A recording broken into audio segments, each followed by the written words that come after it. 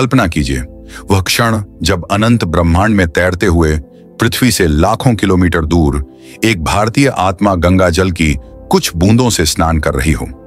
वह जल केवल पानी नहीं था, वह था भारत की संस्कृति, उसकी आस्था और मां गंगा का स्पर्श।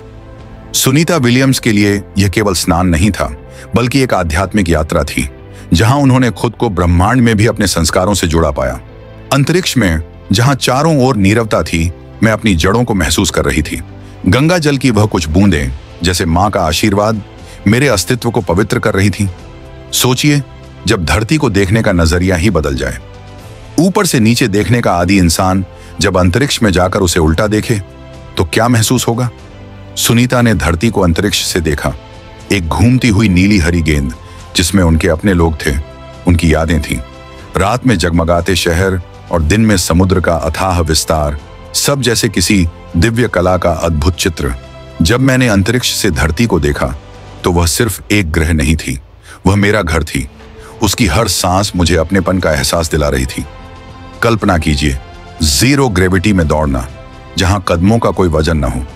सुनीता जब अंतरिक्ष में ट्रेडमिल पर दौड़ रही थी तो उनके कानों में बज रहा था संगीत, जो शायद उन्हें पृथ्वी की याद दिला रहा था।